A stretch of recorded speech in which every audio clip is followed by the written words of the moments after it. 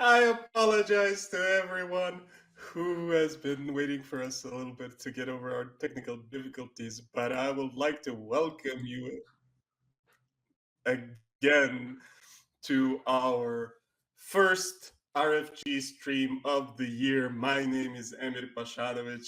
I'm coming to you live finally from Sarajevo, sunny Sarajevo in Bosnia and Herzegovina, and I'm just the first of the many GMs that you will be able to talk to or listen to and see Game Master this weekend.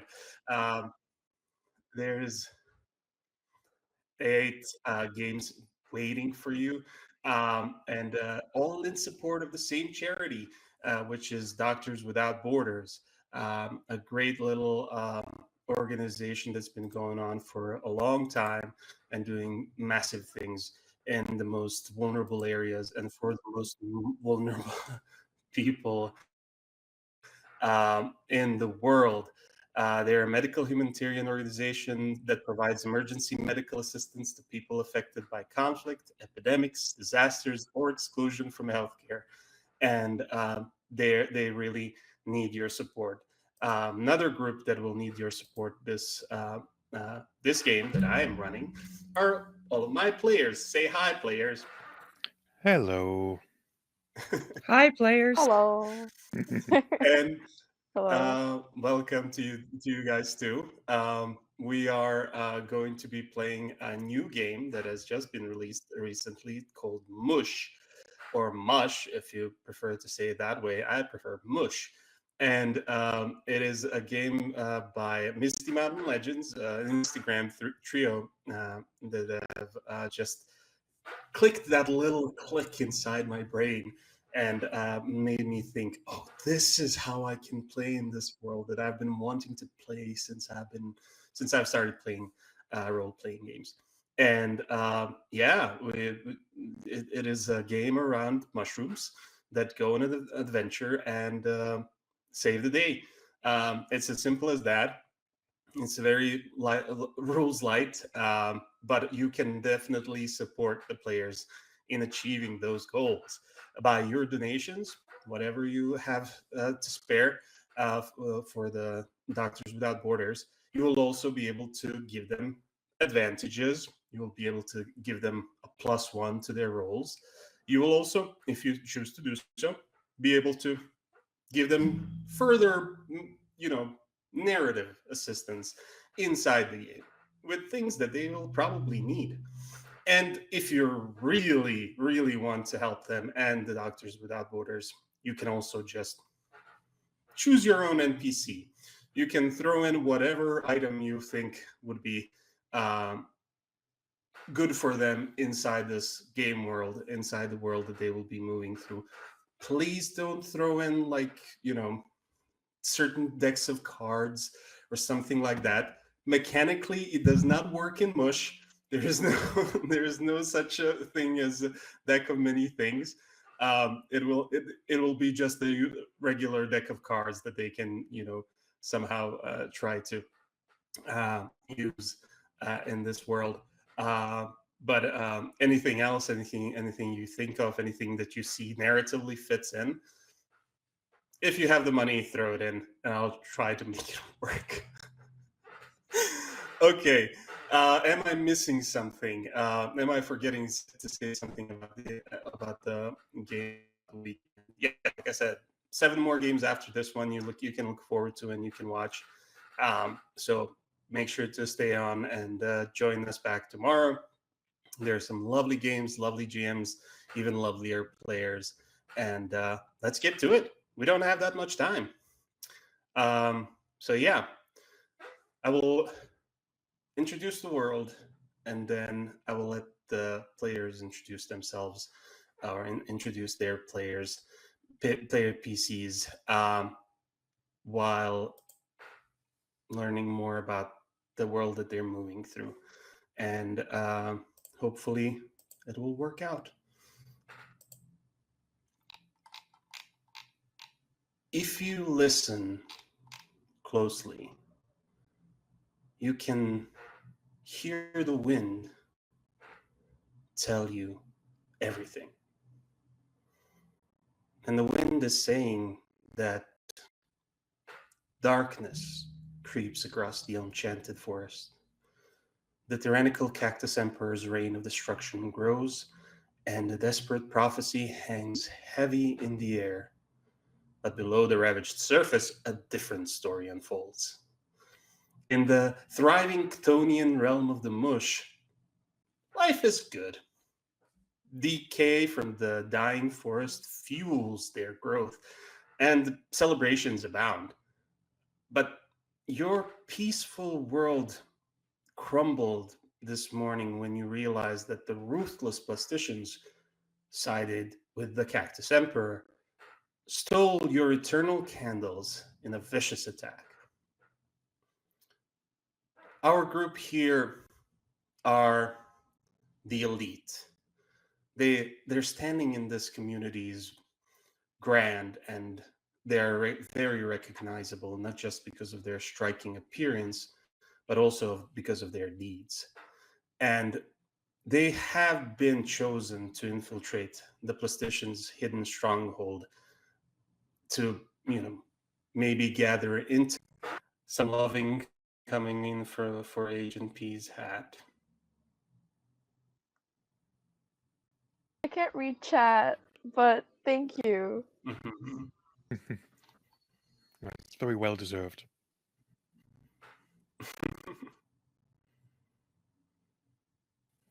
We got a first donation as well. How much? £20. Oh, Oh dear. lovely. Okay, Nev, please describe your character Pirouette again for us.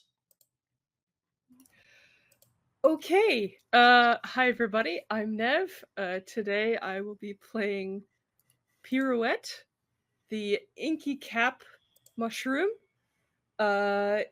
It is called Pirouette because it can't sit still ever. It's always dancing. It's always jumping around and moving and twirling. It has a blue-black sort of lacy cap that extends past its face because it's a bit shy. And like many inky cap mushrooms, it does have the little drips that come off the side of the cap, but they don't ever fall off. They're just kind of hanging there as the fringe around the hat as they twirl around. Great. And Kieran, hopefully for real this time. Hello, my name is Kieran. I use they, them pronouns. And today I will be playing Kaylee, who uses its pronouns. And Kaylee is a turkey tail fungus. So you'd see that on top of the head there is a large fan-shaped protrusion with bands of many colors extending out from the center. And Kaylee is leaning upon its walking stick, which is a living stick with a leaf growing out of the top. And we see that as it hears what's being said about the eternal candles, Kaylee pushes forward on the stick to bring itself up to full height. It's quite large for a mush, and is going to say, well, yes, these plasticians have been coming in, they've been hoarding all of the resources we have in this forest. It seems we're going to have to go and get these back now.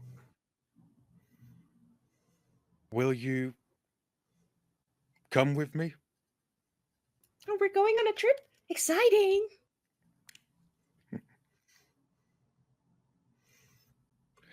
Yes. far away, outside of the mush. And it will be a bit dangerous, but it will also be exciting. It will be fun. It will be a great adventure that we can come back and we can tell stories of to all the little mush. And they will love us for it. And you can see the little mush, like these kindergartens, just like spaces where they can grow up and start moving, and they're all just like looking at you from up above, and some of them are like, "Wah!" And some of them are just like quietly staring down at you without any like sound, and it is kind of weird when you think about it. Just like silent stares just for the three of you guys. Um, but there's also other cliques. Every community has little groups or bigger groups that start forming, and in this one corner where there isn't that much excitement going on, there isn't that much preparation. You see this group that are kind of your opposites, whereas you don't necessarily go out and look for status and accolades. These guys are all about that, and they're always putting on shows, and it is kind of weird that that they're not doing anything right now, and also just throwing stares at you. And their leader, as you very well know, of course, is called Michael J. Mushroom, and uh, their stem is more of like brownish color, but their cap is just like a vertical leaf that is black and shiny all over, and goes very high up, almost as high as uh, Kaylee's, and they're just they're not even trying to hide that they're looking at you. And Mr. Truffle, who is just leaving this room where you're at, they're just throwing daggers at you with their eyes. I think Pirouette is entirely oblivious to anyone staring daggers at it. Uh, and is just excited about going on a trip and on an adventure because it heard the word adventure and it was just like, yeah, this sounds like a good idea. Awesome. Okay, so there's two ways out of the mush, basically. One is that Mr. Truffle has just left, and that you more or less leads uh, up to the surface world. That I don't know how much you guys know about. In particular, I think Professor Jam doesn't really know that much about the surface world, so that might be exciting as well. The other one is, it's leaving the mush, but it is still staying mostly underground, and you have a choice to make, basically. There's perils and side streets everywhere you go. You don't necessarily know what is expecting you up on the surface. We might know the underground levels much better, but this is what you have to choose right now. Well, Professor Jam, is it going to be your first time outside of the mush? Is that correct? Yes. And you see that Professor Jam is like they're a little hesitant to go to the surface, but at the same time there's like this excitement where it's like, oh my god, more things to study, more things to know. What I want. It's just like this wonder in their eyes. Well, then, perhaps we have a long and a dangerous and an interesting road ahead. If we take the scenic route, perhaps you will have interesting things to study and bring back and show to all of us.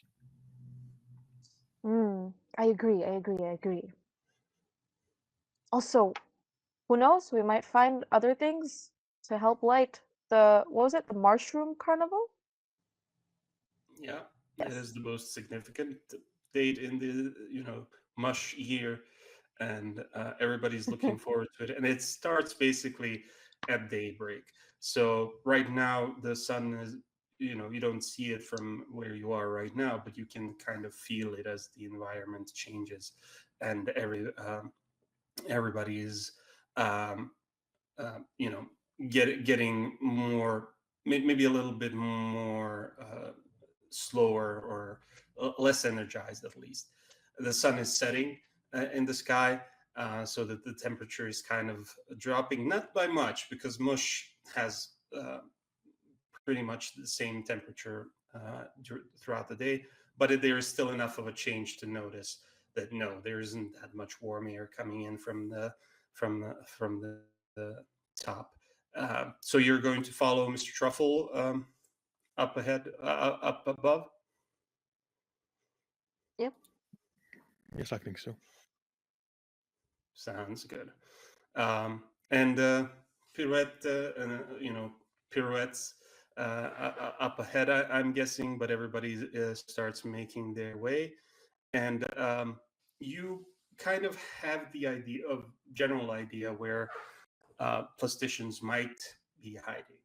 Um, this doesn't take you directly that way, and as you're climbing um, and going in these different directions, once to the left, once to the right, there's a rock, so you have to go around it and stuff like that.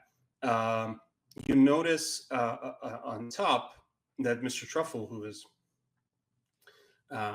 ahead of you, has already started going completely the other direction. So you should be going to the right, where there's the castle of the Cactus Emperor, and the last information that you have is that the plasticians are working with him. So you're kind of hoping that their lair is going to be that way.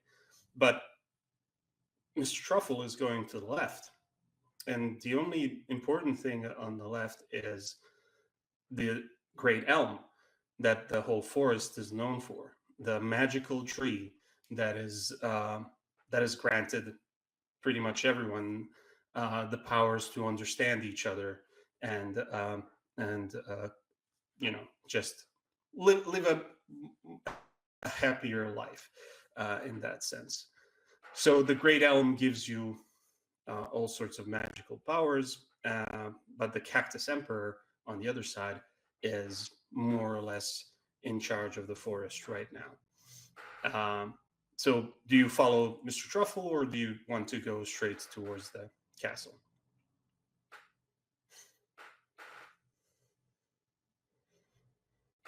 Does Mr. Truffle know we're following him?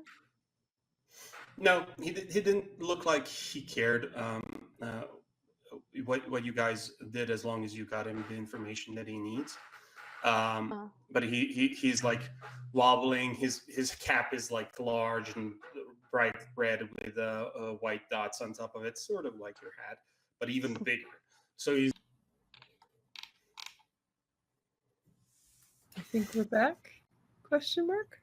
Can everyone hear us? Anyone in the chat, let us know. Thank you guys for your patience, and thank you for sticking with us. I know you're doing it because we are lovely, lovely people, and we really appreciate it. Nev reminded me in chat, reminded us also that we haven't shouted out one person who's impacted this stream, and that is the art for Bosnia and for tabletop RPG stuff that I put online over the years.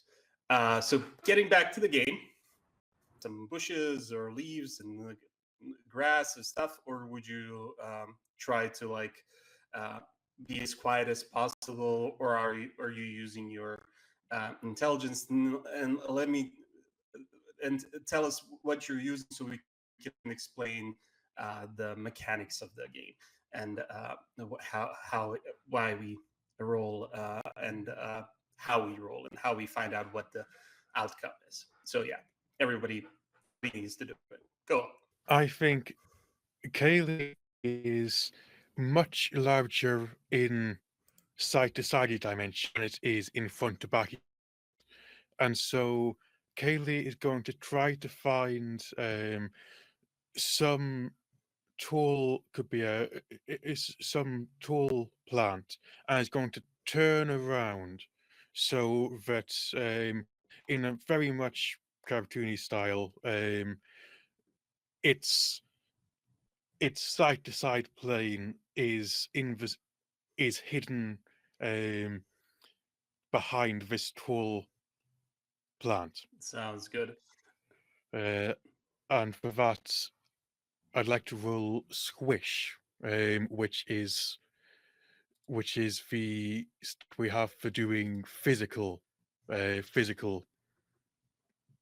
acts. you roll. There's only two stats in this game: Squish and Fun Guy, which is more using the brains and the charisma and that sort of thing.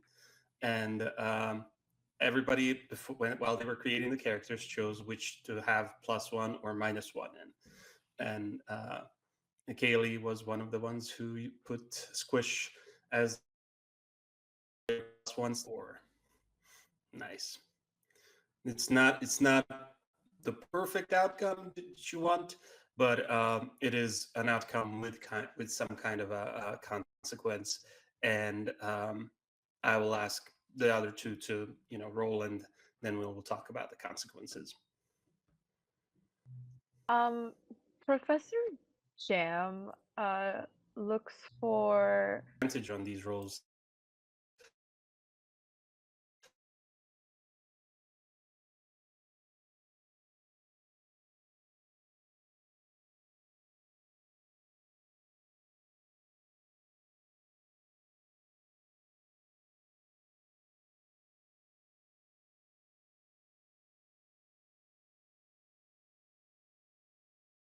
Whether it's fast or slow or stealthy or loud, they're decent at it. I keep forgetting I did it's pronouns and it just keep going to they them. My bad. Um um so in old cartoons where you have that really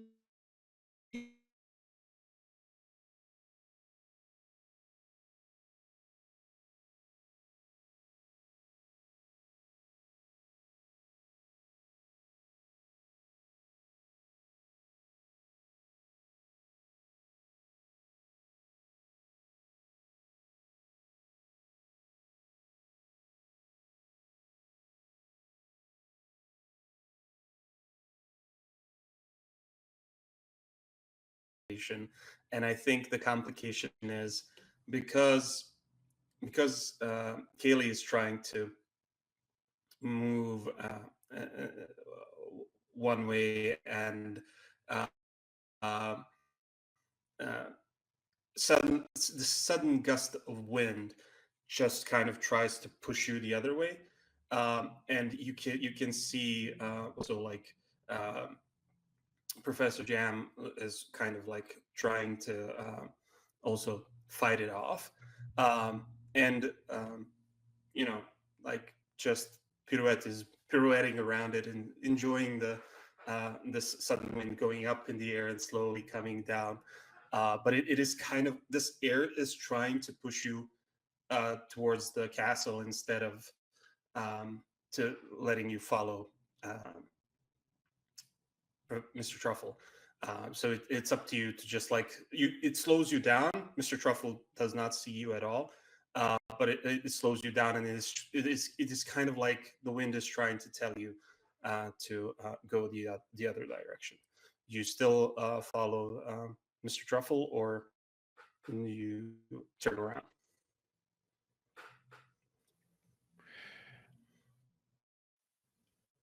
I trust the wind, Professor. Also trust the wind. Yeah, Kaylee, I again agree with you. Perfect. I think Pirouette didn't really notice that the wind was in the opposite direction and just let the wind carry it. So it's kind of already going towards the castle without even really noticing. Sounds good.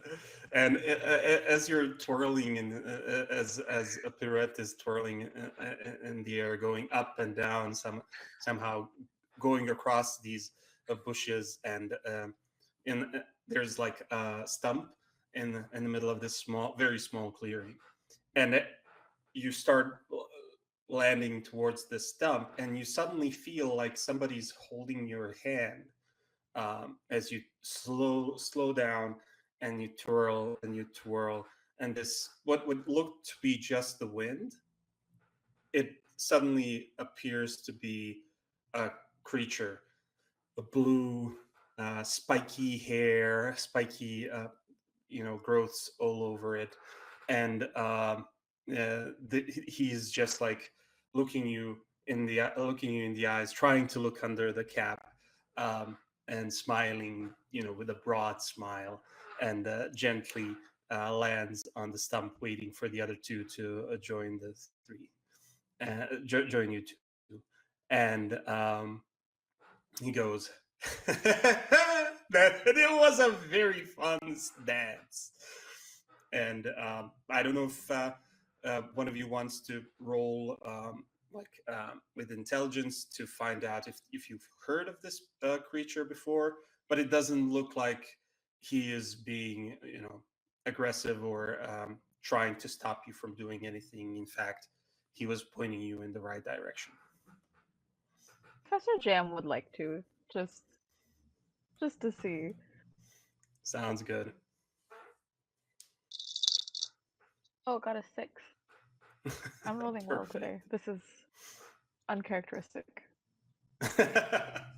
So that's perfect. You know immediately who this is. This is Baron Burr. He is he's well known around the forest. You haven't really seen him, I think, with your own eyes, um, but you've heard the descriptions, and you've heard other people's interactions. He's one of those creatures that just like is somehow everywhere where there's shit happening. He's just knows about everything and everybody, and that he's now with you is kind of like an indication that there is really something fun and adventurous going on, and you'll be able to find out what it is soon. So as the two of you move closer um, to the two people on the stump, do you say anything, or do you? Um, Professor Jam will probably just be like, "Ah, Mr. Burr, sir. Um, uh, um, okay. Um, Baron, if you Professor Jam, please, my dear, what is your name? I am Professor Jam. We are looking for some hooligans who stole our eternal candles. Okay. Have you heard, seen any hooligans as such? Oh, there is a forest full of hooligans, my dear. But gather around me, both near and far. I'll sing a tale of journey star. Hop on a ride, a military cart. To the castle of the Cactus Emperor we depart. Soldiers drive with steady hand through valleys deep and mountains grand, but beware, for plasticians roam near the castle they make their home. So hold on tight, don't be afraid, for adventure calls, a path is laid. To the castle of the Cactus King we'll roam, with courage in our hearts and hope our home. And he's just smiling like this is the performance of a lifetime. He feels like there's hundreds of you, not just the three of you standing. Pirouette claps. Kaylee clap a hand on the big fan head because it makes a lovely noise. Kaylee really enjoyed that. So did Kieran. We'll post the text in the chat so you guys can remind yourselves. But it sounds like he is inviting you to go to the Cactus King's castle on the back of a cart. And if anyone wants to, look around and see where this cart might be, he's kind of pointing in the direction, but you can also just see how quickly and how easily you can get to these carts and what is there.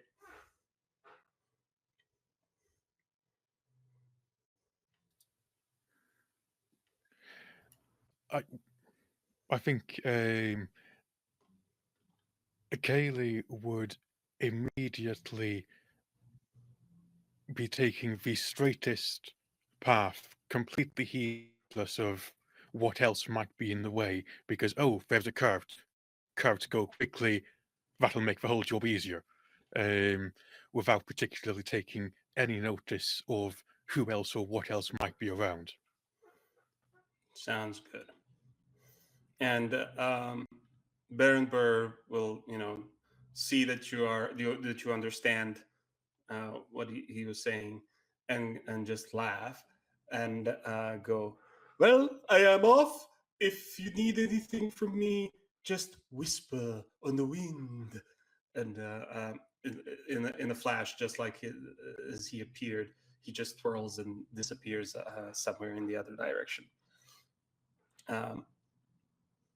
Unless you have a question for him.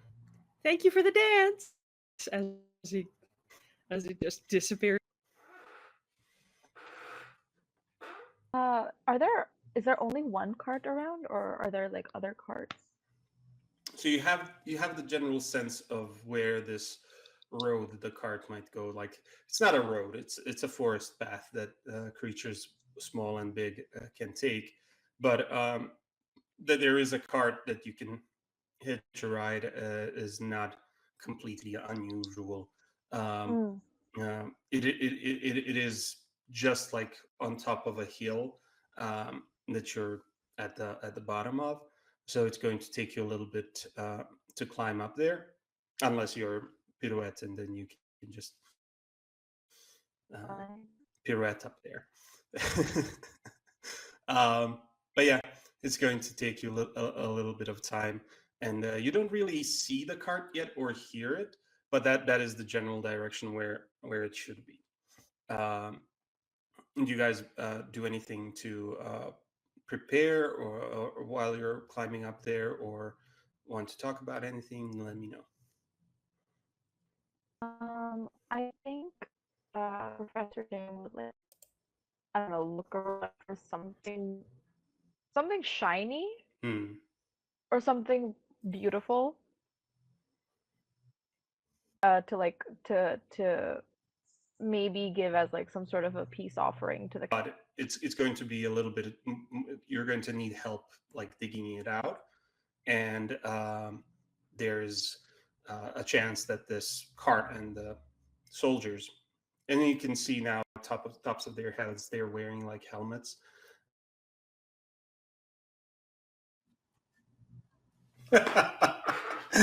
Thank you, Aida. Thank you, B. It's been a crazy morning, but a good afternoon, everyone. Welcome to the Roll for Good charity stream. If you haven't seen us before, if you're just joining us, we're playing Mush. It is a new game that was developed by Misty Mountain Legends, and I used to bring this world into being. with all the breaks and with all the mistakes, I thought it would be a good time to update everyone of where we are at this moment. We are basically three little mushrooms.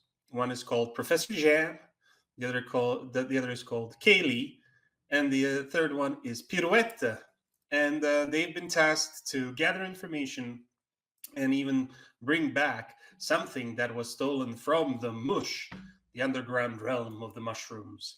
And they got started on the way, met a few folks along the way, including Mr. Truffle, who is the leader of the Mush, Baron Burr, who pointed them in the right direction to get into the castle of the Cactus Emperor, who is the ruler of this elm-chanted forest and has some kind of connection with the eternal enemy of the Mush, which are the Plasticians that have stolen the eternal candles that are essential for this Mush carnival that happens every year at this time. Or, in fact, tomorrow morning, as the sun sets on this day, our good Professor Jam noticed this shiny round object, sort of like a blade, in the middle of the path where the army or some kinds of soldiers with a cart are going to come in just a few moments, and asked their friend Kaylee to dig it up with them and hopefully pay for the passage on these carts. So we're at this point. I think I'm going to ask Kaylee if you can, if you want to try and mitigate, like, do this covertly, hide you being there, quickly dig it up and get out of sight before you're noticed. You can roll. Or if you don't care about that, if you just want to talk to these soldiers and offer this object for passage, you can just dig it up. You don't have to roll for it. So it's your choice. If you want to roll for it, go ahead. If you don't want to, you don't have to. I think that with just trying to pay for passage, we want to. The plan was to get on this curve, so we want the soldiers to notice us. So they're going to. I think it's going to take its time, make sure that it doesn't hurt Professor Jam in the process of pulling up this sword, and just do it slowly and carefully. Perfect. And I think Pirouette isn't, directly involved in digging up this object out of the ground, and it is packed in, quite hard. So that's not one of your strengths, like digging up stuff. But then you No. notice more. Then you notice more details about this line coming up, and there's only 4 people in it and 2 cards. Two of the people that you notice first are the tallest ones, the Cactus Emperor's guard. Basically, they're large, round, like full of water, that sort of kind of cactus. Their uniform and their armor is pristine. They carry these long spears that are much higher, much taller than they are themselves, and they're not the ones pulling the carts. Behind them, there's one in front of every cart. There's a small cactus that is not full of water and is not as round, as big as these guys, and they're still dressed like soldiers, but their helmets and their armor they don't fit. They're supposed to be either for someone smaller or someone larger than these guys, and they're tired. They're pulling these carts. They've been pulling them for a while now, and they're miserable, but they can't say anything to these to their guard, or they might face like retribution of some sort. But the guard are stomping towards you, and just as Kaylee digs up this round object, this is more like a blade all around with the hole in the middle that you didn't see until you started digging and you put in your stick and you just found that hole. So it is serrated on edges. Some of it worn down, but most of it is still sharp. As you pop that up, the lead soldier points the spear at you and shouts, "What do you have there? Explain yourself." We've found this shiny, sharp blade. We're trying to get to the castle of the Cactus Emperor. We can see you're going there as well. We would like to trade this blade for passage on your cart. And you see the two large guards. The smaller ones are just like they don't care. They're just resting, slumping, on sitting down on the floor. And these guys are whispering into each other. And then the lead guy turns back to you and says, "What is your business with our Cactus Emperor? Why do you seek to see?" Your emperor recently entered into an alliance with the Plasticians. We have had a history with the Plasticians, and we would like to. We seek an audience with the emperor in order to discuss this new alliance. This is above their heads. This is like you can see in their gaze, like the gloss is over. There's just like they have no idea what you're talking about. But let's let's hear how Professor Jam is kind of like trying to assist this, if you want, or just like a general to convey your message clearly, but also to like convince them that you're that they should give you a ride and accept this for payment and stuff like that. Professor Jam is going to like again. I mean, if Kaylee's already presenting the blade, Professor Jam will kind of tell the big cacti that all we want is safe passage. There are matters that we have to discuss, and we want to help you. We could help you. We can put in a good word with the king. Um, we could what is it that you most want? That is a good line. And you see them, talking to each other. But if you want to roll with advantage to convince them, you go ahead as they're, speaking. And one of them is like, "Oh, smile," and the other one is smiling, like, yeah, yeah. I got a 6. A 6, perfect. Yeah, the mechanics of this game are very simple for anyone joining us for the first time. 6 plus is full success, 3 to 5 is a success with some kind of complication, and a 1 to 2 is a failure, which we've not had so far in the game, and hopefully we won't. And if you want to support the players, and if you want their tasks to be a little bit easier, or something that they can gain, or even if you decide to donate a little bit more, you can even create your own NPC and create a thing in the world that they can encounter or use to their advantage. Hit that Tiltify link, donate, and we appreciate it as much as you can help. So yeah, the guards are going to, pick up the little blade that you offer. To them it's little, to you guys it's, significant size. And they'll show you to the back of the carts, and you actually finally can see the full view of the carts. And as you climb up on top of them, you can see more clearly what is inside, and it is full of blades. so different kinds of just like swords and spears and halberds and all sorts of weapons that you can imagine would be in an armory somewhere. So it looks like the Cactus Emperor is actually trying to fill his armory, and that this is what this caravan is about.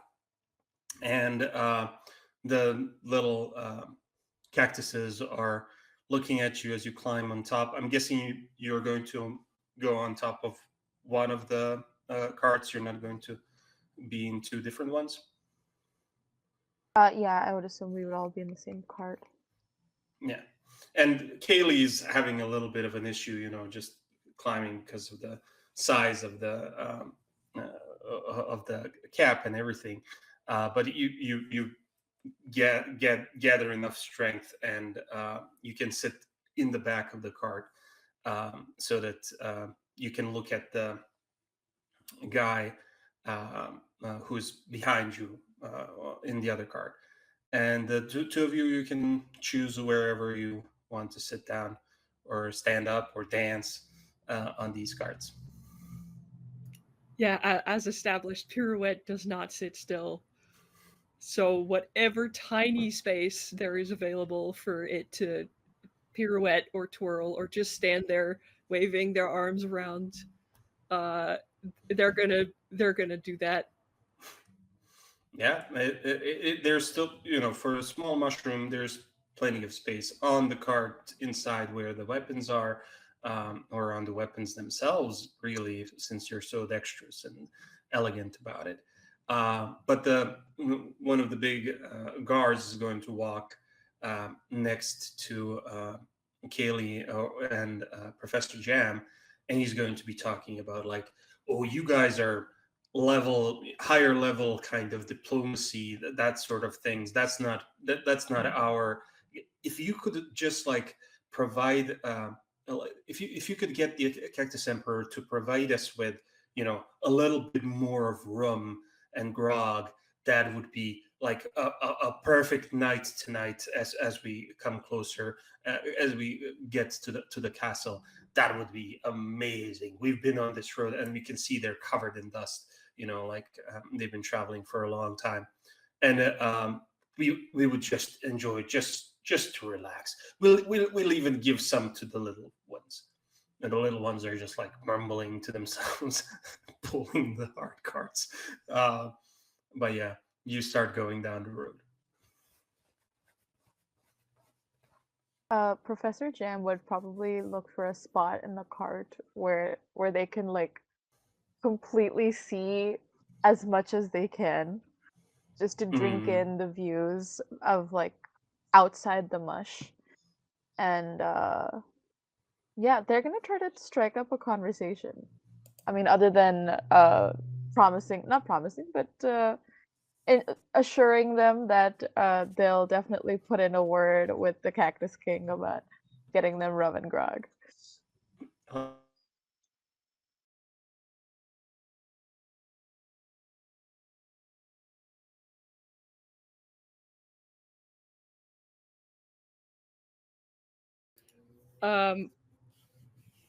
I think if Pirouette is handed anything like the artifacts we found, or a stick, or a blade or whatever, if they're handed anything, they're just going to use it as part of their dance and just use it as like if it's a stick, they're gonna do like the tap dance sort of stick routine. If it's a blade, they're gonna like wave the blade around, not at anyone, just as part of its dance. Kaylee's going to try to, if there's not already a good seat, it's going to make a good height seat to have the best possible view of this dance, because it's always been very impressed with Pirouette's skills as a dancer and never grows tired of watching. Awesome. Sorry, I probably missed some of that because for whatever reason my connection now broke earlier. I only heard when Professor Jam was explaining that they want to see the view as best as possible. So I didn't catch what the end of that when you were talking, Agent P. Oh, yeah. Professor Jam would like look for a good spot in the cart and also strike up like a friendly conversation with the cacti as they like assure them that they will put in a good word with the king about getting them the drinks that they want for the night. Yeah. Sorry, let me just start this again as well.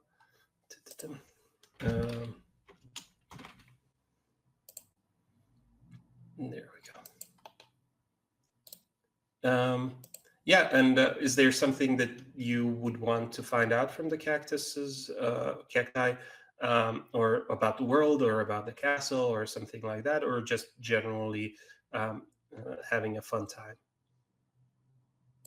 Generally having a fun time, not really asking any super prying questions because they don't want to alarm them or confuse them. Sounds good. And then there's the entertainment provided by Pirouette. I think the cactus would just like tell you how long of a road it was. Um, that there was a lot of strange appearances along the way that they didn't expect, and that they were delayed quite a bit. But you would also get the sense that they're not the only ones who are sent out, and they're certainly not the only ones who are bringing more weapons into the castle and into the forest, which does kind of make you wonder why. Like, okay, the cacti are numerous; they have a lot of people, but they're not like the mushrooms. You are probably the most populous, kind of um, creature in the forest, except for maybe the ants, and other insects. But ants obviously can't use these weapons. So it is kind of like flummoxing why there would be so many carts, why they would need even these two carts, because they're obviously very well um, um, dressed, and they already have weapons for the army. But yeah, everybody enjoys the dance. I think if Pirette is trying to charm one of the cacti in particular, you can like focus your attention on um, them, and see. Otherwise, they will all just enjoy and clap at the right places as you travel along. So let me know. There was one like captain, right? The Mhm. head of the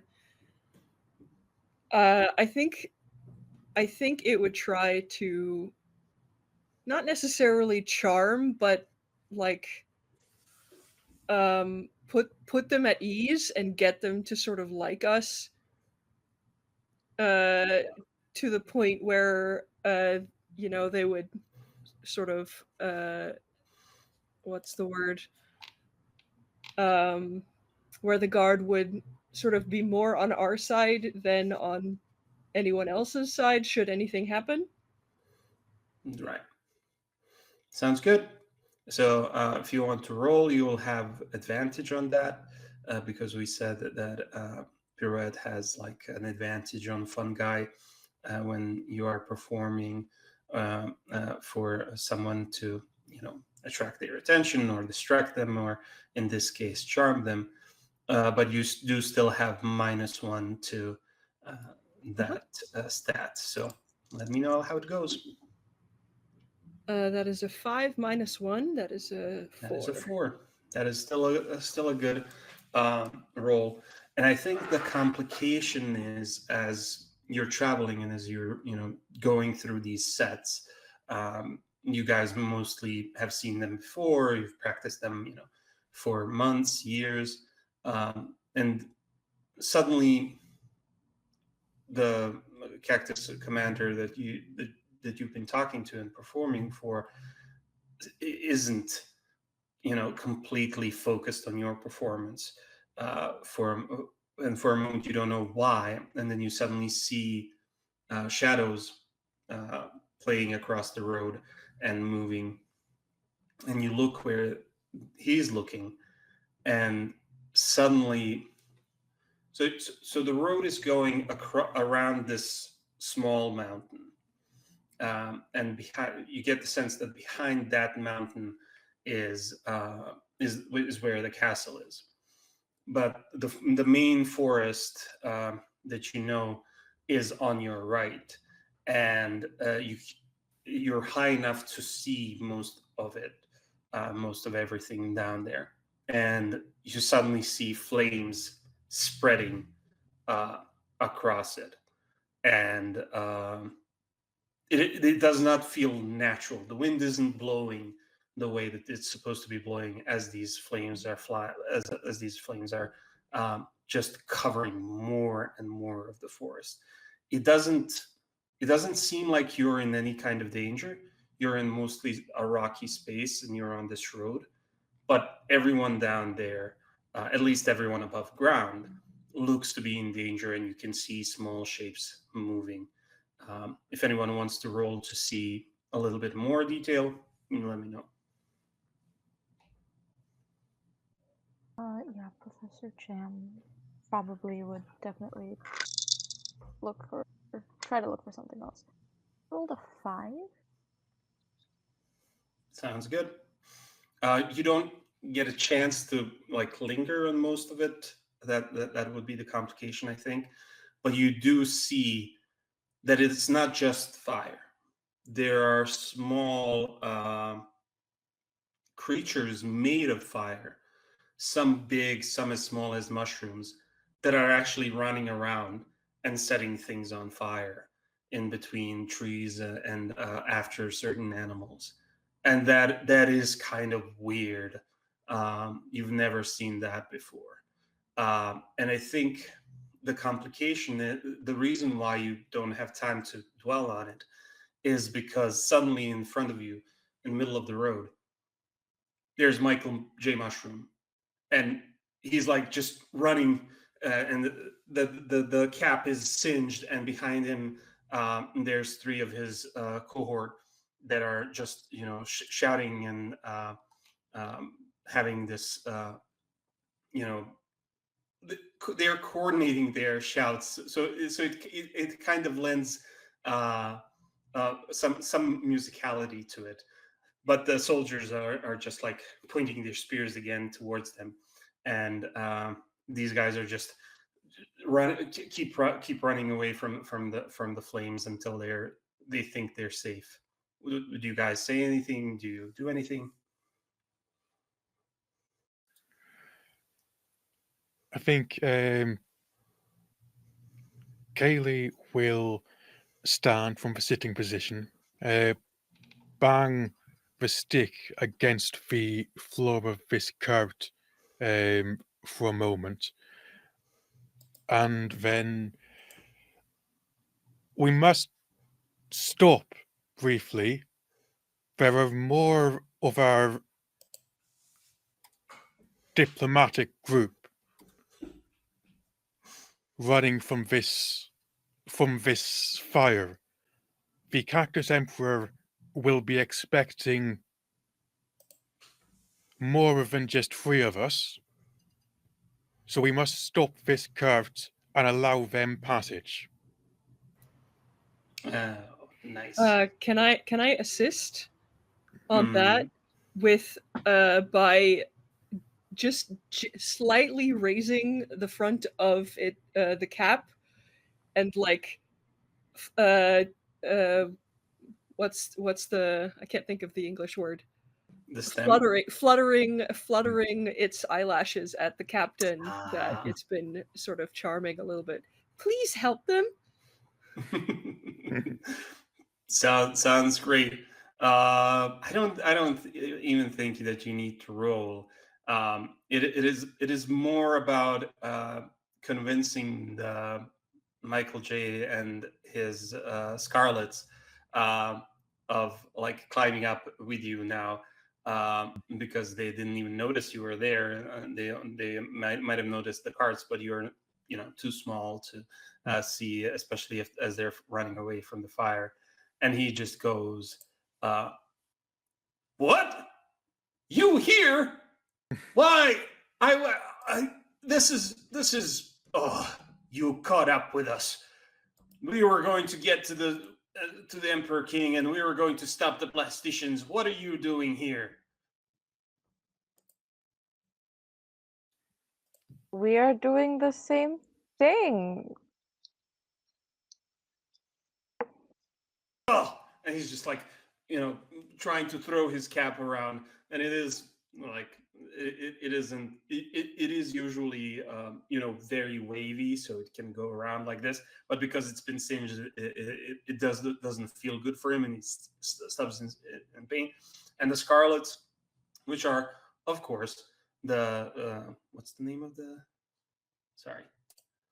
Scarlet Wax Caps, are jump in front of him as he's twisting in pain, and they start singing, "We don't need your help. You can only go past us. We don't want your help, and you can just go past us." They're looking to their leader, and he's completely like distracted, and doesn't really care what they're singing.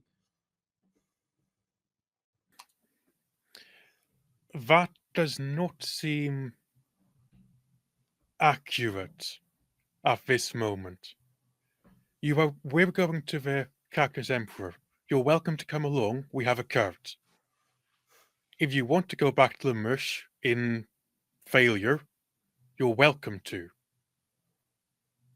But we would also welcome your help should you wish to give it. Go and roll plus fun guy for that, and I think there's option for someone else to give you advantage and stuff. So just let me know. Well, that's a 0 without any advantage. Michael J just turns around in front of the Scarlets and goes, "Woohoo! You don't know me. I don't know you anything. You can just move along, and we will see who wins tonight. Yeah!" And they just like dance off, and you can still see them because it's a rocky path, and there's nowhere to hide. But they're just like swirling across the road and off to the side behind the rock, and pretending that you can't see them, even though they're obviously still there and kind of tending to their wounds and to the fire burns.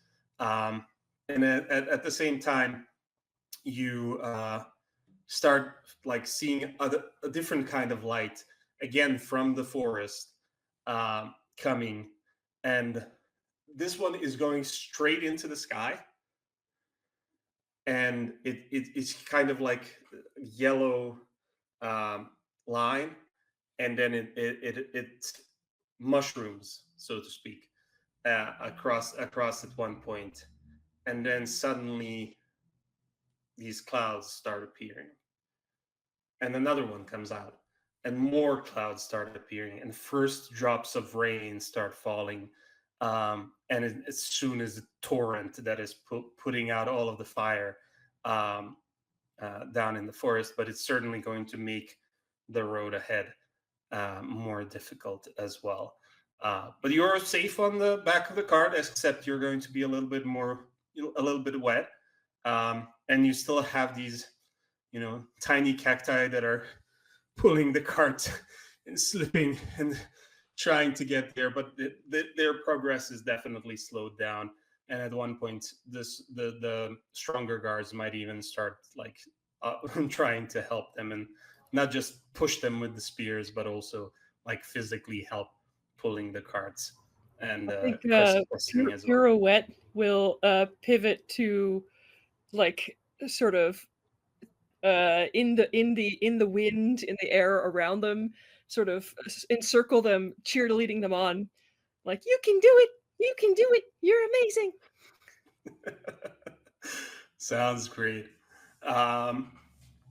You keep going down this path, and it does start going down slowly. And there's streams of water coming down the path, because that's usually what happens on mountain roads.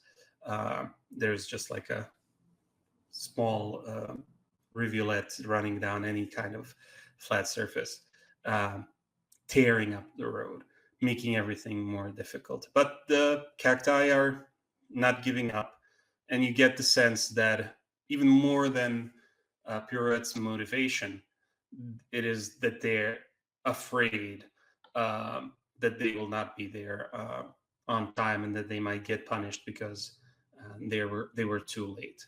But the sun, even though the sky is covered with clouds, the sun is long past under the horizon, and you make your way around the mountain.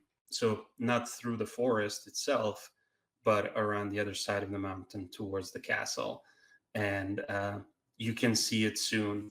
It is a really magnificent structure with a lot of towers. The walls themselves are higher than anything a mushroom could have possibly ever seen, especially a mushroom like Professor Jam, who hasn't left the mush ever. And then the towers are on top of that, so they're just like blotting out the sky for somebody so small. And you can see the streams that the river has created are pulling down into a larger river that has created a moat around the castle. That is also very impressive. You can hear this hum of water from everywhere gathering around the castle. But if you want to like notice anything else, let me know what you're rolling and who's rolling what.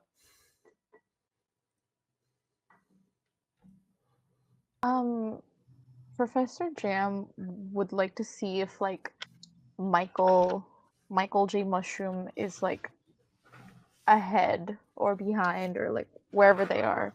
I'm gonna see if they can see them at least. Sounds good.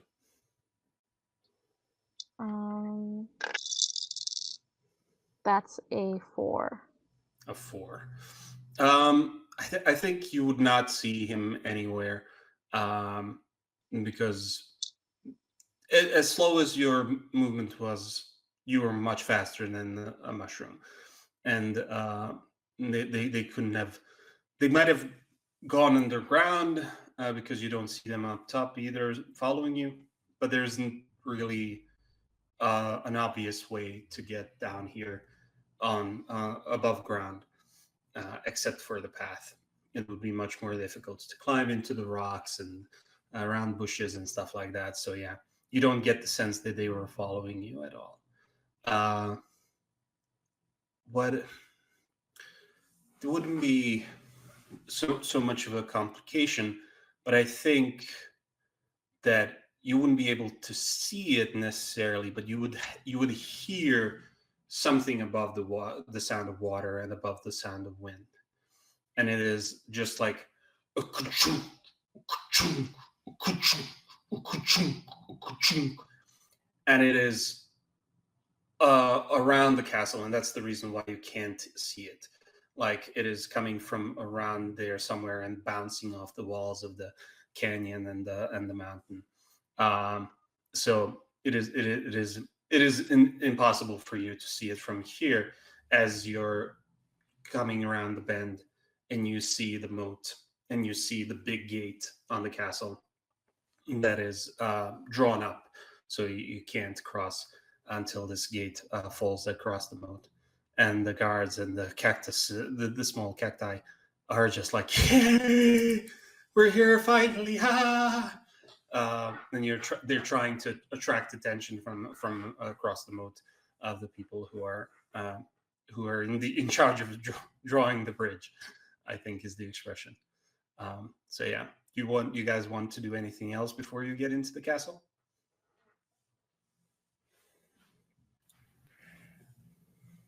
I think Kaylee's going to see if they can approach the captain of this convoy and just ask, what name should we give the Emperor when we tell them who it was who aided us in getting here? That's a good question. What is a good name for a captain? A cactus captain.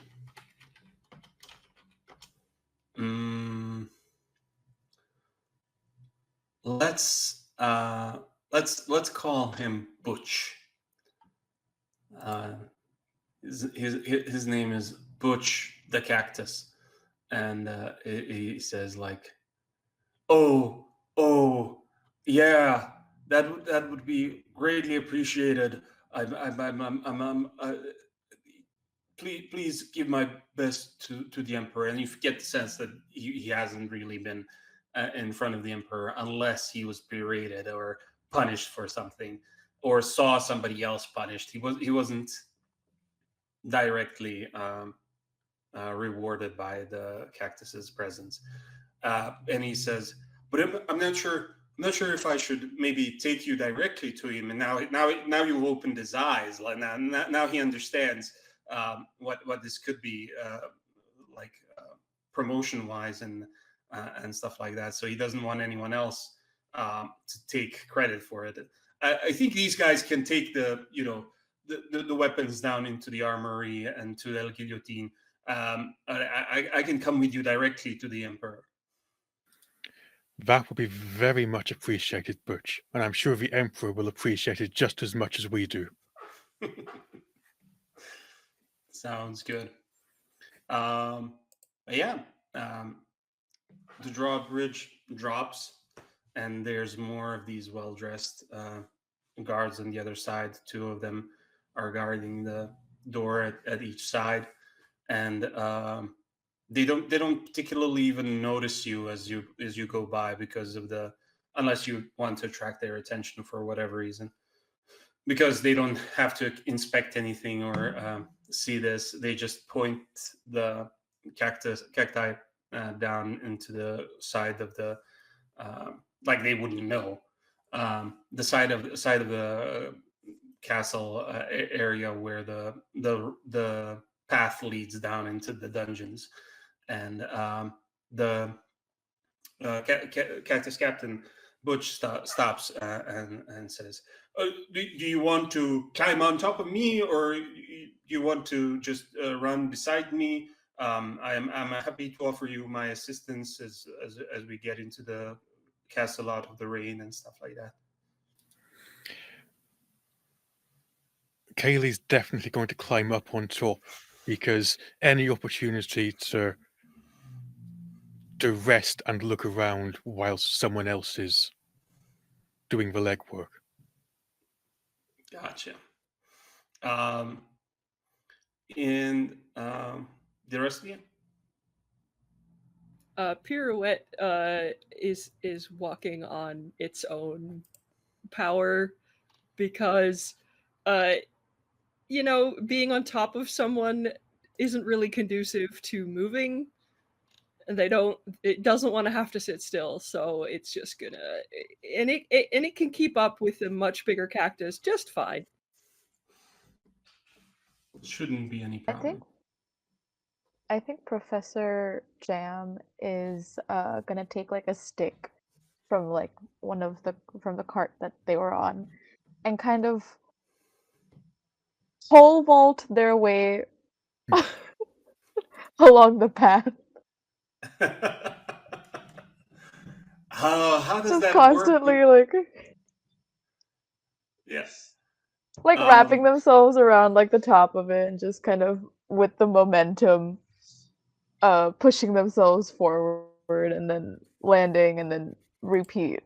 Like a shoulder crutch.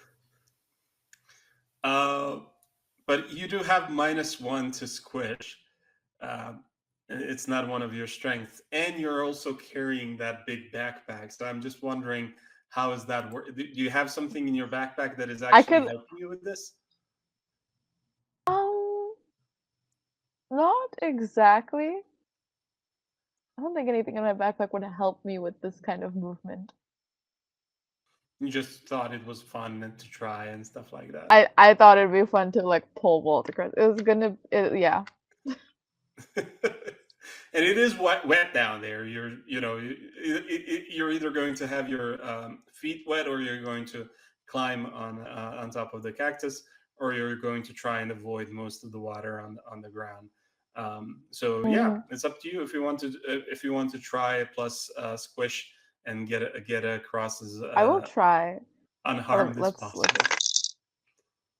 Well, I got the highest I could roll, which is a 6, and -1 is a 5. Is a 5. Yeah, that sounds great. It sounds like you've. It looks to you like you've discovered a new way of moving, because there is so much space suddenly around you. You could never possibly do this down in the mush, because there's first of all, there isn't like a piece of wood like this that isn't rotting and turning into mushrooms already, because everything turns Yeah. into a mushroom in the mush.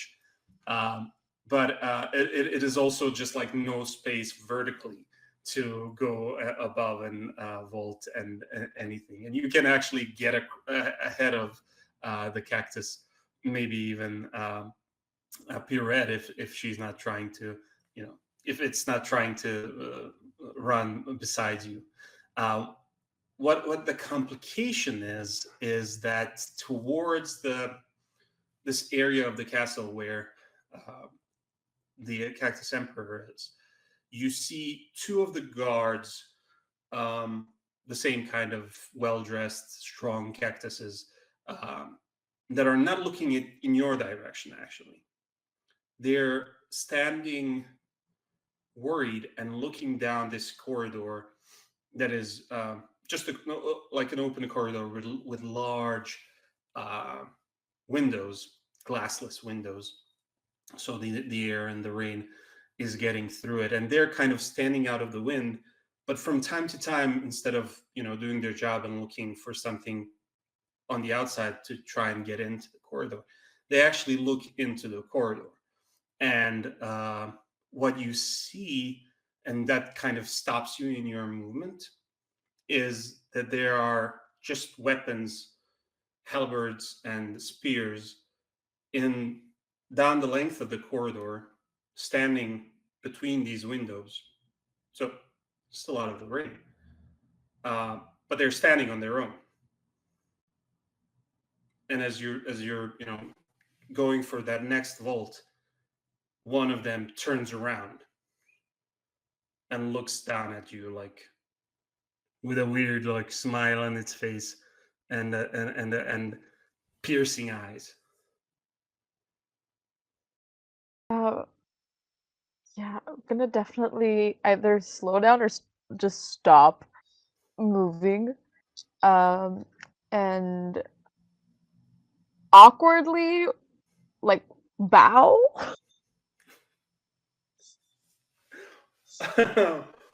Well, yeah, it is like just moves up, like as you're bowing and standing up, it kind of like goes, it doesn't bow, it is vertical, it is like just a halberd, standing there, standing upright, but it goes like goes up and down, but it's still smiling, and it's still like looking at you weird. And as it does that, the other ones also notice, and they turn towards you as well, and just like stare at you and at the cactus that is walking behind you, and the pirouette that is sort of dancing nearby.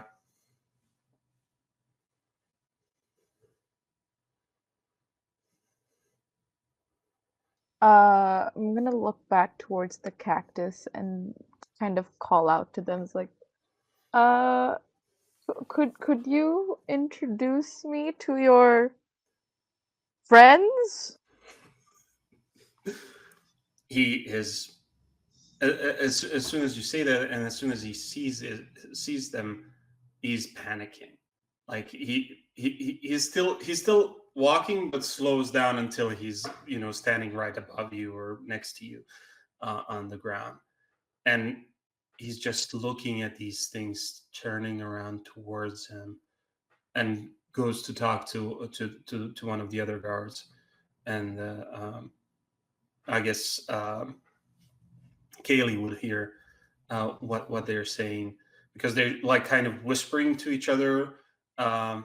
Even and with the rain and everything, you probably wouldn't hear it from the ground. And he goes, "What the fuck is this?" And the other guy's going, "It's news to me, mate. It's news to me. So all of a sudden, we were just standing here minding our own business, and these things start coming out of the dungeons like I don't know what to call it. It is a very very weird thing indeed." And then the Butch says, "Out of the dungeons? You mean where I took those other weapons?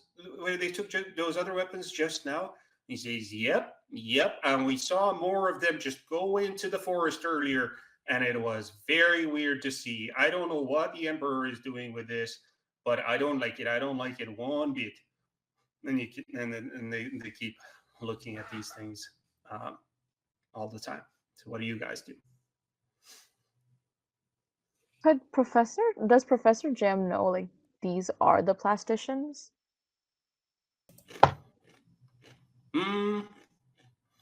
You can roll for it, I think. I don't. Okay. They don't fit the description of what the mushrooms think the plasticians would be like. Okay. But you certainly don't know how to explain them either. Okay. 4. A 4. So I think one of the lores that all of the Mush know about the plasticians is that they attract and consume anything that they can touch, anything that comes into contact with them. And you certainly haven't seen the plasticians before, but you've heard previous night, when the eternal candles were stolen, talk about things moving that are not supposed to be moving. I mean, it's not unusual in a forest like such as this, where mushrooms are running around, and all of the animals are talking, and there's wind creatures that are that give you prophecies or sing you songs, and but these were like, they couldn't be explained by the people who saw them, by the mushrooms that saw them, but they also said that they couldn't see how they were moving. So you get the sense that this has to be also related to plasticians, because those things were moving and they couldn't move, and these guys are moving and they certainly shouldn't move. You've had the time to check the weapons that they were brought into the castle on the carts, and they were not built to move on their own. So, and these guys are the same. And I think the complication would be, because the cacti are taking such a long time, and you're becoming suspicious, whatever intelligence is guiding these weapons are turning towards you more and more, and kind of barring the way. So the cactus, if he wanted to go past, he would have to go like left right around these weapons, and that can just fall on him at any point and cut and slice him up. And knowing it is plastician's work, you have trepidations about doing that. In that case, I'm gonna wait for the cacti and my friends to catch up, so I can hitch a ride with them. So you'll just climb on top of the cactus. He is like questioning his decisions in life. He's not sure that he should take anyone to the Cactus Emperor right now. So I think I would need a roll to convince him to do this again. He's saying like, guys, it might just be better to go and go and see the Cactus Emperor in the morning. Yes, I think he's too tired. He's probably going to go to sleep soon. I will, put you somewhere warm and nice, and we can go downstairs.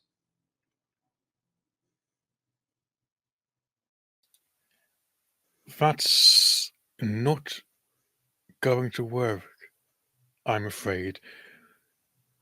When we have met with the Emperor in the past, we've always done it before gloaming. If we do it after that, then we have it is part of our tradition. Every meeting with a foreign dignitary must always take place just before gloaming, and we are running out of time for that to work. And if you make us late, then all that goodwill you've just built up with the Emperor, that's going to vanish in an instant. Sounds like a good enough convincing there, but it's just the question of how afraid he is. And I'm going to need another roll from you, plus fun guy. I think you have advantage on this Oh, good because point. you're intimidating him into. I'd forgotten about that. Good catch. Hmm. Oh, in that case, that's a 5. Nice. So he's intimidated enough. He's trying to walk past and picks up Pirouette if it wants to climb on top of him, and certainly Professor Jam. And he's trying to like walk past these things that are just like bumping into him, like giggling to themselves. You can't hear anything, but they're obviously like going up and down and giggling to themselves as they bump into it. And a few of them, they can't threaten to cut you, because then they would be cutting the cactus as well, and that's not their orders. But they're just like getting into your faces if they can, and that sort of thing. And just like you can see them laughing, and they know something you don't know. What would be the complication?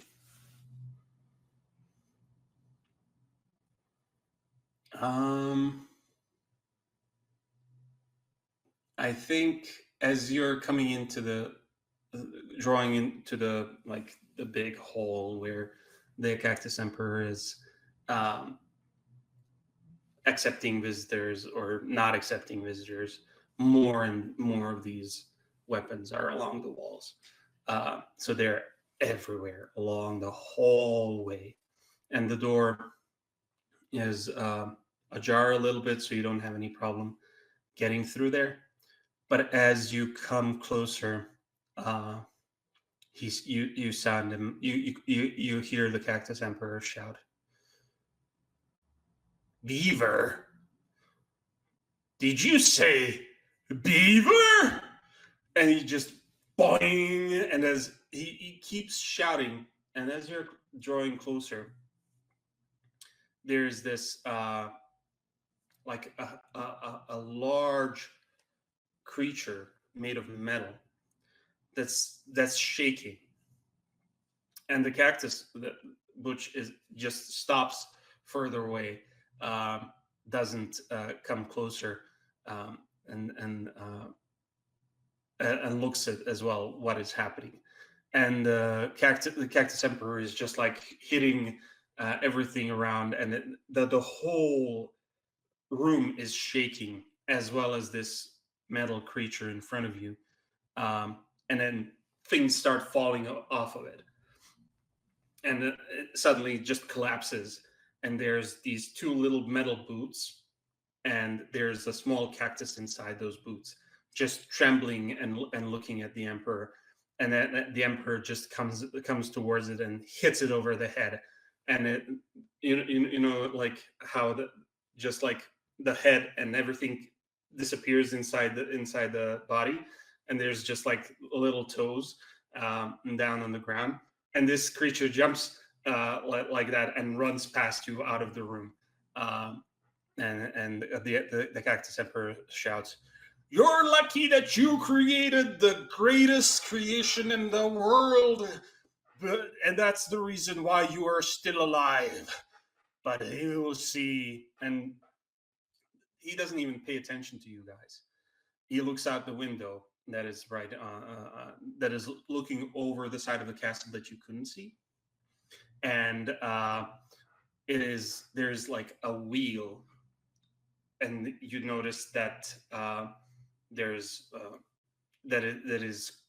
that's where the sound was coming that you heard earlier. Ka-chunk, ka-chunk, ka-chunk, ka-chunk, and it is turning around and around, and you see these blades, and you see these eyes on top, and yeah, that's what the emperor is observing and enjoying, and it looks like, yeah, the morning is going to be tough on the forest.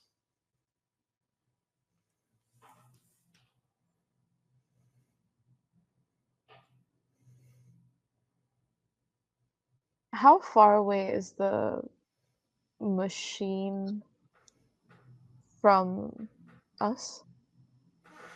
It is basically under the window, but it is higher than the window, but it is right next to the castle wall, and it is being moved, but it is being operated by the river itself, and that's what is moving it. And the cactus is basically shivering and trying to get out of Emperor's sight before he can see him.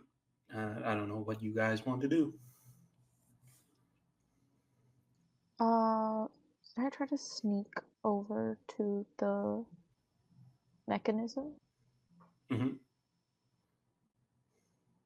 And with the stick that I had. Mm-hmm. And I'm gonna just stick the stick somewhere it doesn't belong. It is a big machine, and you would have to get down to it to physically cause any kind of damage, or like stop it from working. I think, what would it be? Yeah, it feels larger than you. Mm-hmm. If you could do anything here, it is probably to the emperor himself. Okay. That sort of feeling. And there's so many of these weapons, and that threat as well. So yeah, I'm not sure how it can be, Okay. how you can accomplish it, but you can certainly try.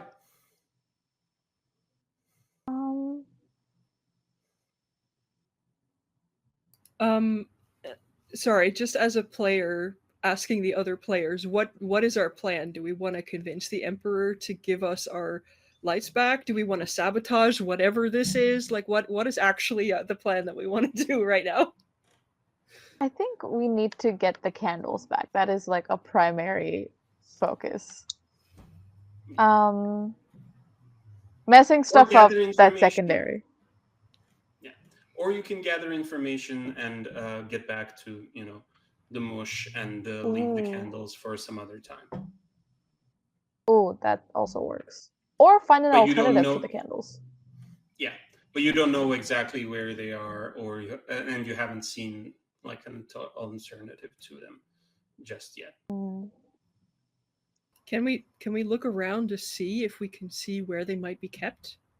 Sure. If they're here? Yeah. Would that be like plus fungi, or are you physically trying to get places? Let me know. I mean, I'm assuming we're behind Butch.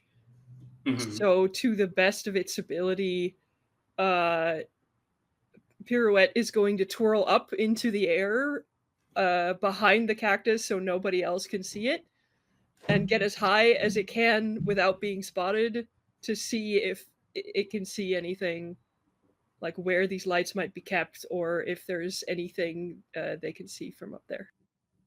Sounds good.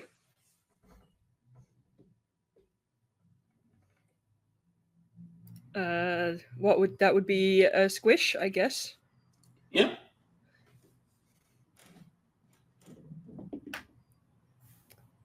That is a 3. Barely Not a failure, success. but Not a failure, but barely a success. Sounds good. I think like puppies when they see a butterfly, and they're not necessarily trying to harm it, but these weapons are just like going see Pirouette fly up in the air, and they're going after it and drawing closer. So that is the complication, I think. What Pirouette learns, um, and this is something that we can talk about, like as one of your secret powers, something that you guys have that nobody else in the forest has, is that this feeling that these spores that you can release and create uh, some kinds of effects. So as you see these weapons draw closer, and you also see the cactuses and the cactus emperor in particular, what would be your spores? What would be effect that Pirouette's spores in particular have that might be applicable to this situation? And the two of you as well think about that kind of result that you might be looking for here. well, since it's an inky cap, it would be ink drops, I would say, that just splatter everywhere. And they like to dance, but it's very shy. So I would say the effect would be to cause blindness, like it lands Blindness. on their eyes, and it takes them a while to like remove the ink from their eyes. Sounds good. Um, um, so this is the realization that you come to. You can more quickly move without them interfering, and you can spread your ink as far and wide as possible. And as you do this to the weapons that are closest to you, uh, Kaylee and Professor Jam also see this, and you realize, oh, well, they're not so difficult to stop. What would you be able to do with them in that sense, or with something else, with the cacti or the or the castle itself? So I feel like Kaylee's spores, you would see the large fan cap begins to just very slightly open, and the spores are quite heavy, so they are shot out upwards, and then they fall to the ground fairly quickly because they're quite dense and they're very slippery. They sort of coat the nearby area, so it's essentially making the ground as if it's covered in water. And the idea there is that these cacti guards are going to cause a commotion by struggling to stay up, falling over, trying to get up, falling over again, and they're going to firstly be a big distraction, but also they will actually get in each other's way and get in the way of these weapons coming off the walls. Gotcha. So there's this. You've been spreading these spores basically as you went along the corridors, and now you activate them. So you can hear like dominoes starting to like slip and slide and falling as you were down the corridor that you came into the room here. And this kind of distraction and clamor just leaves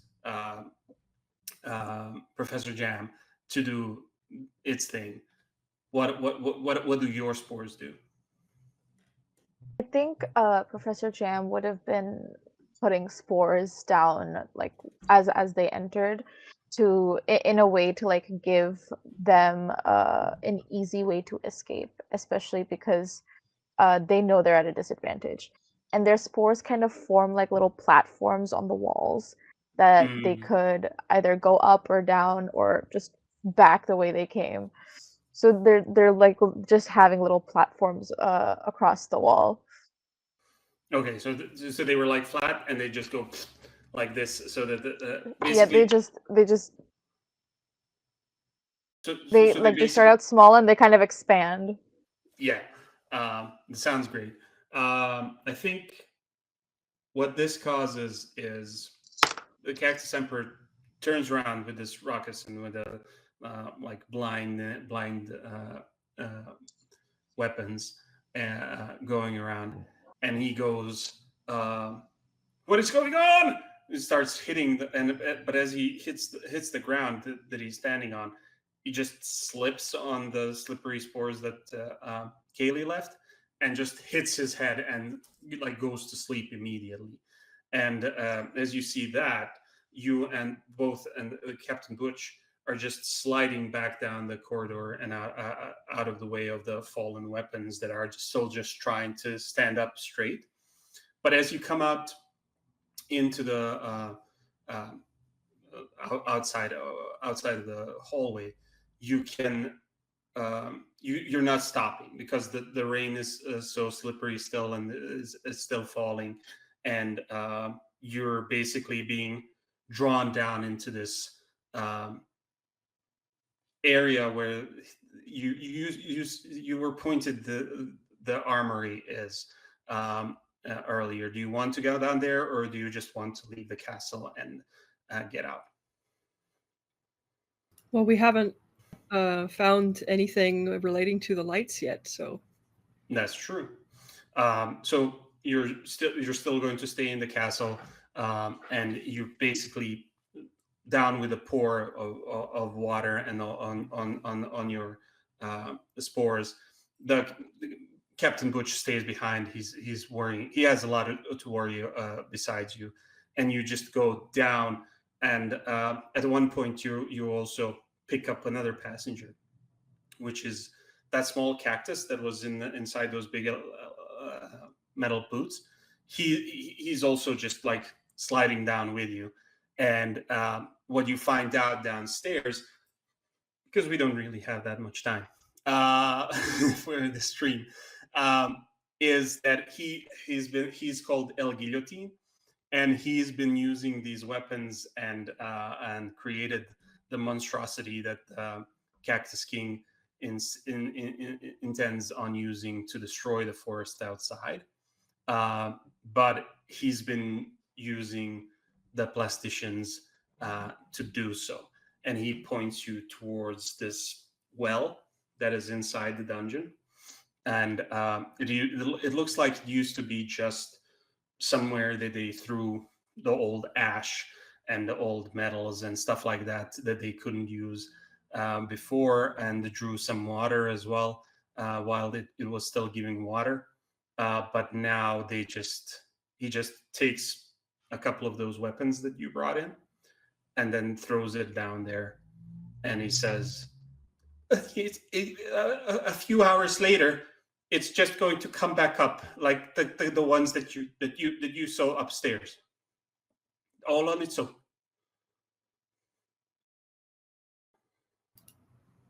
Why?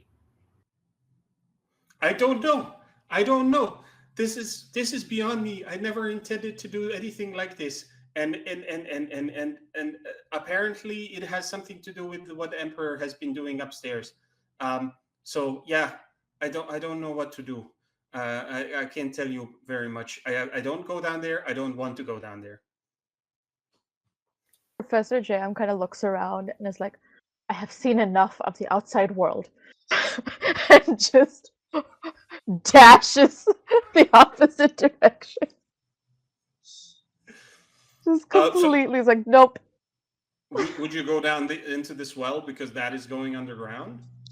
No. Okay. No. So just that's try where to the leave metal the is. castle. Yeah. Yep. Well, I will then do the, epilogue of this sort of game. I am sorry that we didn't get a chance to explore more of the plasticians. But what happens in the end is prophecy of the Emperor King comes true, and he is turned good very quickly. You guys don't know exactly how. You return to the Mush before it is done, but the message comes loud and clear. And there's a big flood that covers a lot of the forest, putting out any remaining fires. But at the end of it, in the morning, everything is starting to bloom and everything is starting to become more beautiful. And even the mushrooms come out into the forest to celebrate with everyone else. You still don't know what happened to your eternal candles, unfortunately. And you will still have to spend time to find them, but at least Cactus Emperor is not working with the plasticians anymore, and now you might have an easier way or even an ally to get your back. What do you think? Would the three of you with aid of any other mushrooms attempt to fight the plasticians again and finally talk to the Cactus Emperor now that he's a good guy? What is your epilogue?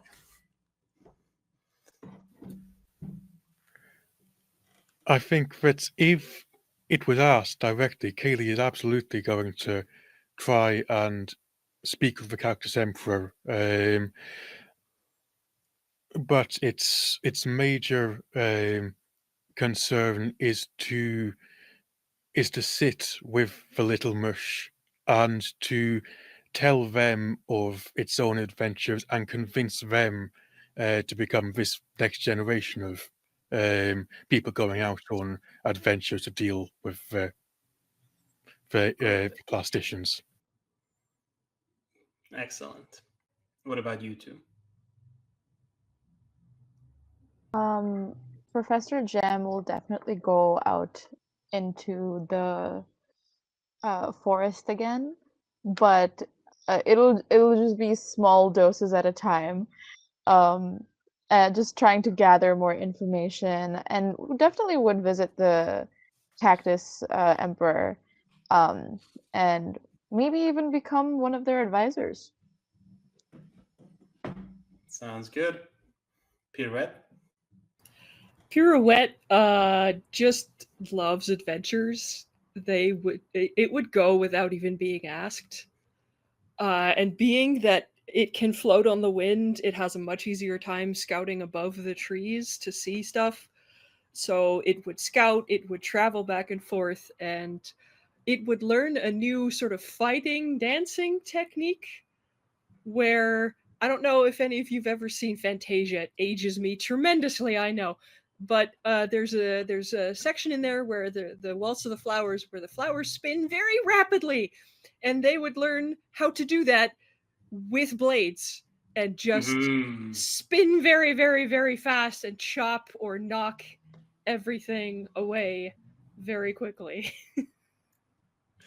Sounds like the Pirouette then eventually does find the plasticians and comes back to tell the story to Kaylee and the little ones. probably in dance, as well as words. And also, Professor Jam writes it down. But I think that's a story for another time, and it's another adventure. Thank you so much to all three of you for today. It was so much fun. I hope you had as much fun as I did. I'm only sorry that we didn't have a little bit more time, and I hope to play with you sometime soon again. And a special thanks to everyone who has been following us through all of these technical problems and escapades and travels that our little three mushrooms have gone through. I have been your GM, Emir Pashanovic, and I will, be around in chat and watch all the other games. But I invite the players now to say a goodbye as well, and plug in whatever you want to plug in as well.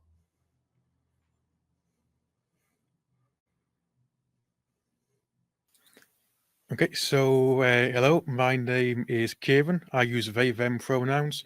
I was playing Kaylee today. I don't currently have anything to plug, but if you want to find out first anything else I may be in future, you can follow me on Blue Sky.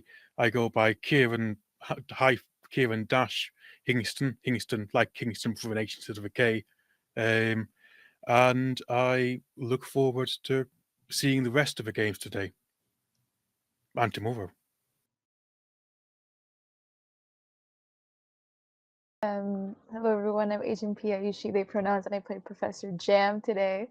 You can find me on Twitter at @theagentp_ or on Instagram at the.agent.p. I'm an AP performer, and you can check out my previous games that I've DM'd and played in on the Misadventures channel and Pantsless Tables. Thank you so much for having me again. Hello, everybody. I'm Nev. I am an Eldritch Horror Squid VTuber. I am an AP performer, producer, artist. I wear many hats and I enjoy all of them. I am at TheNeversquid on all of the social medias, but I am most active on Instagram. I say most active. I'm not very active at all, but the one that most likely is Instagram. I have been playing Pirouette, the Inky Cat Mushroom today. Thank y'all so much for being here. This was so fun. Thank you again. Please support Doctors Without Borders and the rest of the crew and all of the players that are going to be joining you in a few minutes, an hour. This is all from us from the Mush. Have a great Saturday.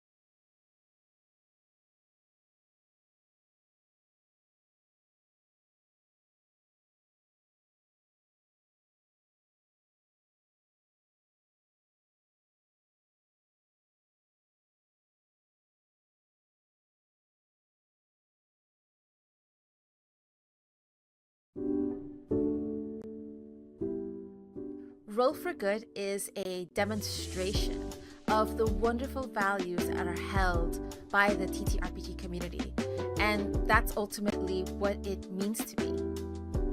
My name is Taliesin, or Tal. I use he, him, or they, them pronouns, and I am one of Roll for Good's coordinators. I'm Blue, she, her, and I am the moderator's team lead for Roll for Good. My name's Ezra, I use he, him pronouns, and I'm graphics lead here at Roll for Good. Make stuff look pretty. My name is Aida. My pronouns are she and her, and I am a queer Latine woman of color. I'm an immigrant, and I am based in the Netherlands. I got started with our Roll for Good right when it began. I was just a humble mod for the first event, and I think I played one of the games too. It was when the TTRPG scene was really popping off online, as everyone suddenly had so much free time on their hands. I had done a couple of different charity TTRPG events already, usually as a player, so this was my first instance of helping out on the other side of the curtain, as it were. What I like about my role is the chance to help out where I can. Started in 2022, and I first started as a volunteer, as an MC, a master of ceremonies, and I was a helper on the social media team. And very quickly after that, I grew into being the team leader for social media communications. Started with Roll for Good because I was friends with Tal, who was in the squad at the time, and they had been talking about it, and I thought I'd come along. I watched a stream and thought, yo, this is really cool. We're raising money for a charity, and it's just a bunch of nerds. It's great. So I signed up to be part of the graphics team. Kat was lead at the time, Dungeon Delves. And from there, I worked with the team, and eventually, here I am, team leader. 3 years on or something? I've been with Roll for Good since day zero. So I joined as a coordinator, mostly to help wrangle Google Drive, Google Forms and such, alongside Josh and Diane. And I have been here ever since, somehow. Yeah, that's been a while. We're still here. For how I first got into TTRPGs, I first saw it in media. I first saw it in shows like in Stranger Things or Big Bang, and I heard about it from friends. I took a chance and I asked a friend who mentioned they GM'd, and the rest was history. I first got into TTRPGs when I was just a kid, as my parents played D&D in our living room. In this instance, D&D stood for Dave and Dave, as my dad and his friend took turns on GMing. Although I didn't play in the campaign, I got to see what characters they all played, and I still have some of their dice in my dice box now. So I got into tabletop RPGs back in 2019-2020 through, well, funny story really. I stumbled across them online in the early stages of my gender transition while researching the name Taliesin. I happened across Taliesin Jaffe. Next thing you know is I've watched way too many hours of tabletop streams online and have organised a game of D&D for some old school friends. And, well, it's only really spiralled from there. There are days where I really love a crunchy, rules-heavy game like D&D 5e, nowadays mostly Pathfinder 2e. I first got into TTRPGs through my brother, actually. He got me into them. He's a massive TTRPG nerd. He's actually written his own TTRPG, which is crazy. He did me a one-shot. It was a little prison campaign. I had a very, cliche, edgy backstory for my first character, but here we are. Pretty sure I made her into a slightly less edgy character later on for a different campaign. Now, I haven't played all that many TTRPGs, I haven't played a very wide variety of TTRPGs, but I have played, the one that I enjoyed a lot was Orbital Blues, which I played a few sessions of with a few people from Roll for Good, actually. It was a lot of fun. There's so many games I haven't had a chance to play yet. I'm a big fan of horror games and sci-fi. I think up near the top would have to be Vampire the Masquerade, as it was one of my first TTRPGs. And I'm currently playing a Malkavian called Leto in a campaign with the Misadventurers League. I really love having a chance to play into the psychology of why people do things and how they're affected by it in the long run. There are days where I like really dramatic storytelling, like Alien RPG from Free League. And some days I really dig games that have unique and representative worlds like Coyote and Crow and Emerald Templars. has to be Call of Cthulhu. The system really lends itself to creating a creepy atmosphere for a mystery and investigative game while reminding the characters that they are indeed very mortal in a world of eldritch beings and otherwise horrors that want to, well, eat you alive, etc., etc. Ability or skill from a TTRPG that I would like to have in real life, it would have to be the lucky feat from D&D 5e. I recognize that all of us sort of have an innate and usually passive sort of luck, but I think having the active feat where you get to choose up to 3 times a day to re-roll a situation and, most importantly, have it reset after a long rest would be really, really important. There's been times where I'm on my bike with groceries and I just managed to catch myself, and I'm sure that was a passive usage of the lucky feat. But maybe I choose to spend every now and then on scratching lottery tickets, who knows? I would definitely pick speak with animals. I think that would be really cool. I would love to be able to speak with animals, as I'm sure a lot of people would also love to do. A former volunteer, rather a former team member, Dungeon Delves, has an amazing talent for art and particularly for creating virtual models, VTubers. And they had GM'd a Monster of the Week game for an event, and during the game had sort of led the characters into getting a dog that would eventually speak. However, Dungeon had created a separate dog model that when the players unlocked that dog and its ability to speak, Dungeon would slip into that model and reveal it to the players, and they went absolutely wild. The players had no idea what was in store for them. Seeing their faces just explode in happiness was one of the most wholesome and lovable things I've seen on an RFG stream. Favorite Roll for Good moment was probably, I think it was in May of last year, could be wrong on that one, when Purno was playing in one of the games and her facial expressions were just impeccable. They were so funny. I believe a few of them got gift. It was very silly. I think Sir Burbington would make a brilliant GM or player for a tabletop RPG called Avian Adventures, which is a tabletop game where you are a small but mighty bird in a world full of magic and danger. I think Sir Burbington's favourite TTRPG would be Corgi Steeplechase. We had that on stream a couple of years ago, and it was a lot of fun. The one that comes to mind is a Grant Howard game that is called Everyone is Seagulls. I think that is very burb related, and I would be curious how Sir Burbington would run this sort of game or play in this sort of game where you are all collectively a flock of seagulls. Burbington strikes me as a very chill, calm, and sometimes funny burb, so I'd be really curious to see how they play in that. Holiday destination for Burbington, Sir Burbington? I think they would go to space. I think they'd love space. I think they'd be intrigued by just how much stuff's out there. Wherever it is, wherever we go, I would absolutely invite Sir Burbington to come bar hopping with me. Let's go get fancy. Let's go to a place that has these really chic cocktails, and let's just drink and party and dance. That's the whole itinerary. I would love for Sir Burbington to come with me. We get pretty and we go drinking. I think Burbington's next vacation should be to a convention, whether that's Comic-Con or the UK Games Expo or Dragon Meet. They already wear costumes for each game, so clearly they're a cosplayer already.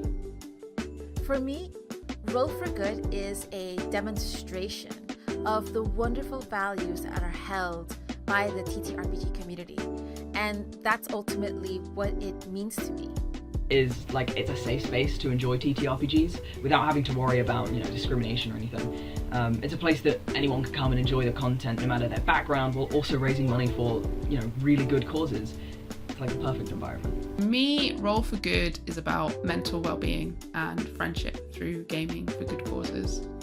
I particularly hope that Roll for Good continues to grow sustainably and that they consistently set and meet high standards for producing the actual play events. especially in the spirit of safety, of diversity, and the quality of the charities that they're choosing. I think they set a good model for the rest of the community that these sort of events can be done. They are accomplishable, they are successful, and they should be looked up to and reproduced where possible. My hope for the future of Roll for Good is more people tuning in, more people volunteering to help out, more games to play, more money raised, and more giveaways to give. I am a very proud member of Team Order because as the person who tends to communicate the donation totals, I have to really side-eye when I see these yucky looking amounts, when I have to announce to potential partners and to potential collaborators, hey, we raised £420 and 69 cents. I am #Team Chaos always. My brain says order. There's a lot of paperwork and alignment of information for the mods to function, but my heart will forever and always be chaos. It keeps you on your toes. It's more exciting to give yourself over to chaos. Team Chaos all the way.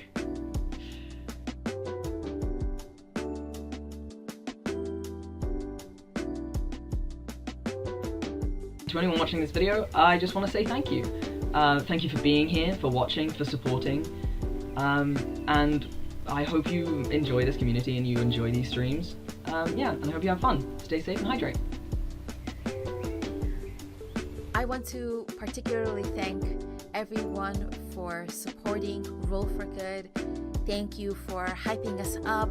Thank you for being in the chat, whether it's on stream, in our Discord, across our social media accounts. And if you were able to, for donating to the various charities that over the years we have supported, that really means a lot. I personally want to encourage and specifically invite folks from marginalized community, especially POC, BAME people who are located outside of the US, like in Europe and beyond, to please come play with us. Show up anywhere and everywhere. You are valued. Your stories and perspectives are needed. And I want to celebrate you at streamed tables, and hopefully at tables like those at Roll for Good. Check out our next event coming to you live at insert date here. And thanks for watching. Insight chaos, insight kindness.